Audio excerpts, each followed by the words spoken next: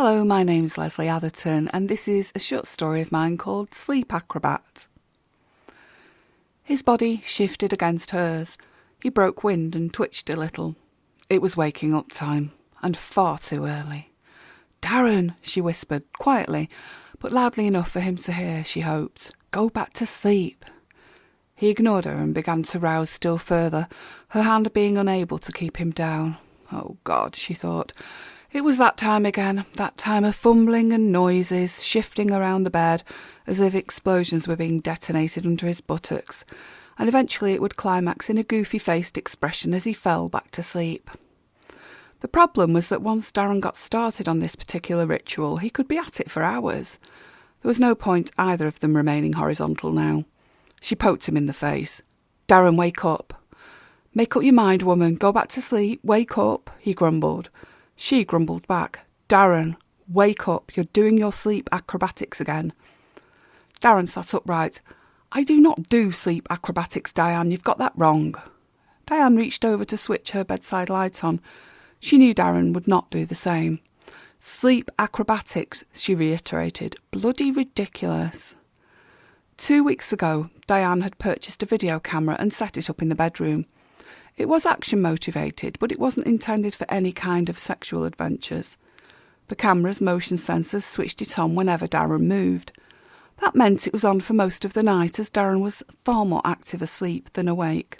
This slug of a guy actually spent more than half his life on the sofa, about an eighth of it standing in front of the mirror looking at his disappearing hair and reappearing scalp, and the rest in bed training to be an Olympic gymnast.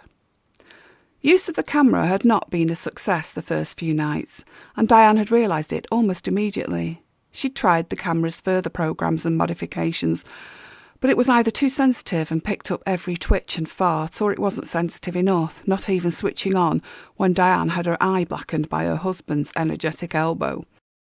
Reluctant to admit she had wasted a huge amount of money, Diane had tried something different. When Darren woke her up, she activated the camera manually to record his sleep acrobatics.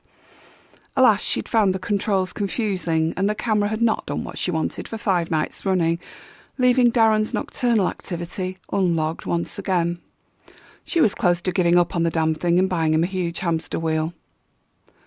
He refused a sleep clinic, saying they were the last resort for fat and unhealthy snoring blokes, and he was not one of those.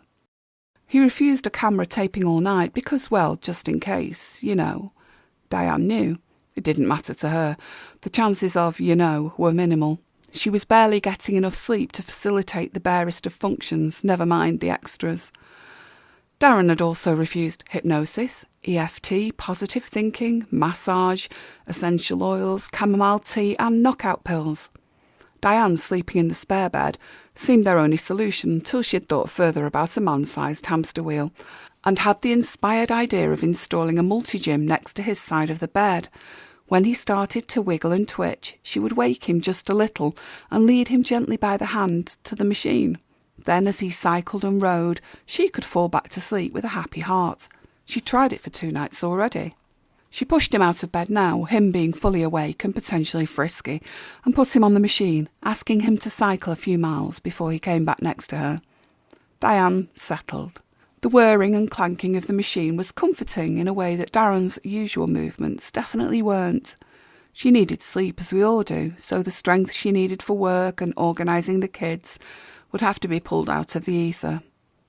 As she drifted off, thinking of the joy of rest, she dreamed of a foot-powered flying machine, a machine that would take her far away from the sleepless nights and 2 ungrateful teens.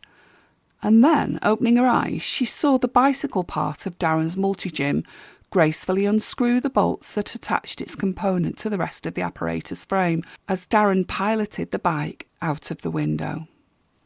Diane hoped this was a dream, but only because she'd no idea how she would explain it to the police and the kids otherwise. Her sleep became deeper and deeper as the sound of cycling receded, like poor distant Darren's hairline. In the morning, Darren was gone, as was the bike. The sash window was open wide, and the cold breeze should have kept Diane awake, but she'd slept in till 10:30. It had been the best sleep ever, and the kids had even taken themselves off to school. And in the corner of her room, the video cameras I've made a video, want to see it? Light was flashing. She made a cup of tea and got back into bed. Now this could make interesting viewing.